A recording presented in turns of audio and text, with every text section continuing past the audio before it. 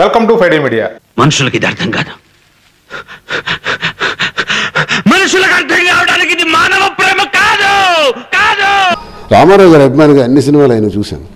ఆయన ఆఖరిలో లక్ష్మీభారతి గారిని పెళ్లి చేసుకున్నారు. ఎందుకు చేసుకున్నారని సభ్య సమాజం ప్రశ్నిస్తే ఆయనకే తెలుస్తుంది, మనకేం తెలుస్తుంది? పవన్ కళ్యాణ్ గారు ఎందుకు చేసుకున్నారో ఆయనకు తెలుస్తుంది, మనకేం తెలుస్తుంది? నా పరిస్థితి ఎందుకు ఎలాగొచ్చిందో ఇప్పుడు నాకు తెలిసింది, ఇది ఇతరులకు ఎందుకు తెలుస్తుంది? ప్రస్తుతం ఆంధ్రప్రదేశ్లో దువ్వాడ శ్రీనివాసు, మాధురి, దువ్వాడ వాణి వీళ్ళ ముగ్గురు మధ్యన జరుగుతున్నటువంటి ఫైట్ మనం గత కొంతకాలంగా చూస్తూనే ఉన్నాం. నిన్న ఈ రోజులో కొంత వీళ్ళ ఎపిసోడ్స్లో మార్పు వచ్చిందని చెప్పాలి, అంటే వీళ్ళ కథలో కొంత మార్పు వచ్చిందని చెప్పాలి. ఆ మాధురి అన్న ఆవిడ నేను ఆత్మహత్య చేసుకోవడం కోసం అని చెప్పి నేను యాక్సిడెంట్ చేశానని చెప్పి నిన్న ఒక యాక్సిడెంట్ గురయ్యి హాస్పిటల్ అడ్మిట్ అవ్వడం జరిగింది. కానీ ఆవిడకి దెబ్బలు పైకి కనిపించకపోయినప్పటికీ నాకు హెడ్ ఇంజరీ అయింది, దీనికి సిటీ స్కాన్ తీస్తే కానీ తెలియదు అని చెప్పి ఆవిడ చెప్పడం జరిగింది. ఆవిడ నిన్న పలు మీడియా సంస్థలతో కూడా మాట్లాడటం కూడా జరిగింది. ఇక్కడ మనం గమనించాల్సిన విషయం ఏంటంటే ఈ మాధురి గారి యాక్సిడెంట్ విషయంలో ఆవిడ సూసైడ్ చేసుకునే ఉద్దేశంతో నేను వెళ్ళి కారుని గుద్దాను, ఫస్ట్ లారీని గుద్దుదాం అనుకున్నాను, కాకపోతే నాకు దగ్గరలో కారు కనపడింది, కారుని గుద్దానని చెప్తుంది. అసలు దీంట్లో ఏమన్నా ప్రాక్టికల్గా నమ్మటానికి కానీ ప్రాక్టికల్గా దీంట్లో ఏమైనా వాస్తవం ఏమైనా కనపడుతుందా? ఈవిడ వెళ్ళి సూసైడ్ చేసుకోవాలనుకున్న వాళ్ళు కారు తీసుకెళ్ళి కొండ మీద నుంచి దూకించడమో లేకపోతే ఏదో వేరే విధంగా ప్రయత్నం చేస్తారు. ఇంకో కారుని గుద్ది సూసైడ్ చేసుకోవడం అంటే ఇంకో కారులో ఉన్న ప్రాణాలని రిస్క్లో పెట్టడమే కదా. ఆ కారులో ఎవరో ఒకరు మనుషులు ఉంటారు కదా, ఆ కారుని గుద్ది ఈవిడ సూసైడ్ చేసుకుందాం అనుకుందంట. మరి ఈవిడ జనరల్గా యాక్సిడెంట్ అయితే ఇది నేను సూసైడ్ చేసుకున్నానని చెప్తా ప్రయత్నం చేస్తుందా, లేకపోతే ఆ జరిగిన ఇన్సిడెంట్ని వేరే విధంగా మలుపు తిప్పి దాన్ని ఈ విధంగా ప్రయత్నిస్తుందా ఏంటనేది మనకు అర్థం కాదు. దీన్ని పోలీసులే తేల్చాల్సిన విషయం ఇది. పోలీసులు తొందరలో దీని విషయం తెలుస్తారని మనం ఆశిద్దాం. ఇక ఇంకో యాంగిల్లోకి వస్తే దువ్వాడ శ్రీనివాసు టీవీ9తో మాట్లాడుతూ టీవీ9 విలేకరికి ఇంటర్వ్యూ ఇవ్వడం జరిగింది. దాంట్లో ఆయన ఎమోషనల్కి గురైనట్టుగా కొంత ఏడుపు వచ్చినట్టుగా దాన్ని ఆపుకుంటున్నట్టుగా మాట్లాడాడు అనమాట. ఆయన ప్రస్తావించిన అంశాలు ఏంటంటే ఎన్టీ రామారావు గారు లక్ష్మీపార్వతిని పెళ్లి చేసుకున్నారు, తర్వాత పవన్ కళ్యాణ్ గారు 2-3 పెళ్లిళ్ళు చేసుకున్నారు, వాళ్ళకి వచ్చిన పరిస్థితిని బట్టి వాళ్ళు అలాంటి నిర్ణయం తీసుకున్నారు, అట్లాగే నాకు వచ్చిన పరిస్థితి నాకు ఇది ఈరోజు అని చెప్పి ఈయన ఎన్టీ రామారావు గారితోనూ తర్వాత పవన్ కళ్యాణ్ గారితో పోల్చుకుంటున్నారు. కానీ ఇక్కడ ఈయనకు అర్థమవలసిన విషయం ఏంటంటే వాళ్ళు అఫీషియల్గా పెళ్లిళ్ళు చేసుకున్నారు, అఫీషియల్గా విడాకులు తీసుకుని పవన్ కళ్యాణ్ గారు ఆయన ముందు భార్యలతో విడాకులు తీసుకుని వాళ్ళకి ఇవ్వాల్సింది ఏదో వాళ్ళకి ఇచ్చి వాళ్ళకి నేను సంరక్షణగా ఉంటానని చెప్పి కొంత వాళ్ళకి ఆస్తులు ముట్టజెప్పి వాళ్ళతో విడాకులు తీసుకున్న తర్వాత ఈయన వేరే పెళ్లిళ్ళు చేసుకోవడం జరిగింది. ఎన్టీ రామారావు గారి స్టోరీ అది అందరికీ తెలిసిందే. అలాంటి ఈయన ఏంటంటే ఇప్పుడు వాళ్ళతో పోలుస్తూ ఈయన నాకు ఈరోజు ఈ పరిస్థితి వచ్చింది అంటున్నాడు.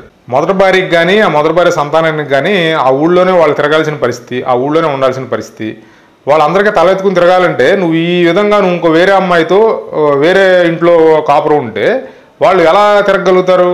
అదే నువ్వు చట్టపరంగా వాళ్ళకి విడాకులు ఇచ్చి వాళ్ళకి ఇవ్వాల్సింది ఏదో వాళ్ళకి ఇచ్చేసి పూర్తిగా మీ ఇద్దరు విడిపోయిన తర్వాత నువ్వు ఏ వేషాలు వేసినా కూడా సమాజం కూడా పెద్దగా పట్టించుకోరు, వాళ్ళు పెద్దగా ఫీల్ అవ్వరు. కానీ నువ్వు చేస్తున్నది ఏంటి? వాళ్ళతో ప్రస్తుతం అఫీషియల్గా నువ్వు బంధంలో ఉన్నట్టే లెక్క, నువ్వు అక్రమ సంబంధం ఏర్పాటు చేసుకుని నువ్వు వేరే ఇంట్లో ఉంటున్నావు. మరి అది వాళ్ళకి ఇబ్బందికరమైన పరిస్థితులే కదా, కాబట్టి వాళ్ళు ఫైట్ చేస్తున్నారు. నువ్వు దాన్ని కవర్ చేసుకోవడం కోసం నువ్వు చెప్పే లాజిక్లు, నువ్వు చెప్పే వితండవాదాలు, ఆ మాధురి కూడా అంతే సేమ్ ఇదే వితండవాదం చేస్తుంది. ఏం చేస్తుంది ఆవిడ? నన్ను బజార్ని పెట్టారు కాబట్టి నేను సీను గారితోనే కలిసి ఉంటాను అంటుంది.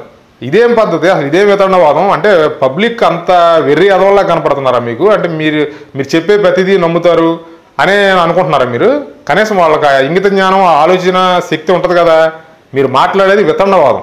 మీరు ఖచ్చితంగా చేసిన తప్పుల్ని కప్పిపుచ్చుకోవడానికి వితండవాదాన్ని తలకెత్తుకుని వాదిస్తూ ఉన్నారు.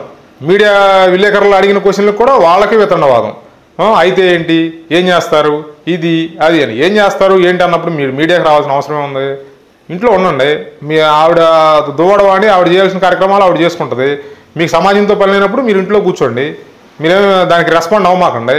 మీకు ప్రజలు ఏమనుకున్నా మీకు ఇబ్బంది లేదనుకున్నప్పుడు మీరు వచ్చి మీడియాకు ముందుకు వచ్చి మాట్లాడాల్సిన అవసరమే ఉంది, మీరు ఎక్స్ప్లెనేషన్ ఇవ్వాల్సిన అవసరమే ఉంది, లేదు కదా. ఇక్కడ ఇంకొక విషయం ఏంటంటే దువ్వాడ శ్రీను వచ్చి ఇప్పుడు ఆ మాధురి అన్న ఆవిడని కవర్ చేయడానికి ప్రయత్నం చేస్తున్నాడు.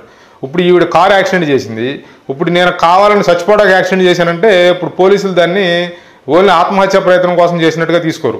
ఈవిడ కావాలని వెళ్ళి ఇంకో కారుని గుద్దింది కాబట్టి హత్యా ప్రయత్నం కింద కేసు నమోదు చేసే అవకాశాలు కూడా ఉంటాయి. ఇప్పుడు ఈవిడ ఈ కేసు నుంచి తప్పించడం కోసం ఇతను వచ్చి దువ్వాడ శ్రీనివాస్ వచ్చి ఆవిడ డిప్రెషన్లో ఉంది, నేను ఆవిడతో రాత్రి మాట్లాడిన దాని ప్రకారం ఆవిడ డిప్రెషన్లో ఉండి ఈ పని చేసింది, ఆత్మహత్య చేసుకుందాం అనుకుంది, దానికి తోడు డిప్రెషన్ ఉండడం వల్ల వెళ్ళి ఆ కారును గుద్దిందని చెప్పి ఇప్పుడు కొత్త స్టోరీ మొదలుపెట్టాడు అన్నమాట దువ్వాడ శ్రీనివాస్. వీళ్ళు ఏంటంటే వీళ్ళు చేసిన తప్పులను కప్పిపుచ్చుకోవడానికి సమాజం ముందు వీళ్ళు సచ్చీలురు అని నిరూపించుకోవడం కోసం రోజుకొక అబద్ధం, గంటకొక అబద్ధం, పూటకొక అబద్ధం. ఇదే వీళ్ళు గత కొన్ని రోజులుగా చేస్తున్నది ఈ మాధురి, దువ్వాడ శ్రీనివాస్. అంటే ఇక్కడ నేను దువ్వాడ శ్రీనివాస్ తప్పు, దువ్వాడ వాణిది కరెక్టు, అంటే దువ్వాడ వాణి చేసేది కరెక్ట్ అని నేను ఆవిడని సమర్థించడం కాదు. ఇక్కడ జరిగినటువంటి కథ, ఇక్కడ వీళ్ళ ముగ్గురు మధ్య జరుగుతున్నటువంటి వ్యవహారాలను కనుక మనం పరిశీలిస్తే, వాళ్ళు ముగ్గురు మాట్లాడే వాటిని కనుక మనం పరిశీలిస్తే ఖచ్చితంగా తప్పంతా దువ్వాడ శ్రీనివాసు ఈ మాధురి పక్కనే ఉంది. ఎందుకంటే వాళ్ళు చెప్పే ఎక్స్ప్లెనేషన్లు కానీ, వాళ్ళు చెప్పే రీజన్స్ కానీ మనం కనుక ఒకసారి కంపేర్ చేసి చూసుకుంటే ఖచ్చితంగా వీళ్ళు వితండవాదం చేస్తున్నట్టుగానే మనకు అర్థమవుతుంది. కాబట్టి ఏంటంటే ఇంకా ఈ కథ ఇంకెన్ని రోజులు ముందుకెళ్ళొద్దో, ఎన్ని మలుపులు తిరుగుద్దో ఏంటో తెలియదు. కానీ దువ్వాడ శ్రీనివాస్ అయితే క్లియర్ కట్గా డిసైడ్ అయిపోయినట్టుగా ఉన్నాడు. అంటే దువ్వాడ వాణితో విడాకులు తీసుకుని ఈ మాధురి అనే ఆవిడని పెళ్లి చేసుకోవాలని చెప్పి అతను గట్టిగా స్ట్రాంగ్గా నిర్ణయించుకున్నట్టుగానే మనకు అతని మాటలను బట్టి అర్థమవుతుంది. మరి పిల్లల్ని టోల్ చేసిన ఊరుకోను, పిల్లల్ని ఏమనంటే ఊరుకోను అంటున్నాడు. కన్న కూతురునే బూతులు మాట్లాడాడు ఆ రోజు. అంటే ఆ బూత్ ఇక్కడ నేను చెప్పకూడదు, అంత వరస్ట్ బూత్ మాట్లాడిన వ్యక్తి ఈరోజు అంటున్నాడు ఆ వచ్చిన వాళ్ళలో తెలుగుదేశం కార్యకర్తలు ఉన్నారు, నేను వాళ్ళని దాడి చేయడానికి వెళ్ళాను, అంతేగాని నా కూతురి మీద దాడి చేయడానికి వెళ్ళలేదు అంటాడు. అసలు అక్కడ వాళ్ళ కూతురు, వాళ్ళ ఆవిడ, వాళ్ళ కూతురు, వాళ్ళ కుటుంబ సభ్యులు చెప్తే అక్కడ ఎవరూ లేరు ఆ రోజు వీడియోలో. దీన్ని రాజకీయంగా తెలుగుదేశం పార్టీ మీద నెట్టడానికి ప్రయత్నం చేస్తున్నాడు. ప్రస్తుతం ఈ దువ్వాడ వాణి అదే ఇంట్లో ఉన్నట్టుగా తెలుస్తుంది. ఈయన ఏమంటున్నాడంటే నేను బయటకు వెళ్తే నా ఇల్లు కబ్జా చేస్తారని చెప్పి ఈయన ఇంట్లోనే కూర్చున్నట్టుగా మనకు అర్థమవుతుంది ఈయన మాటలను బట్టి చూస్తే.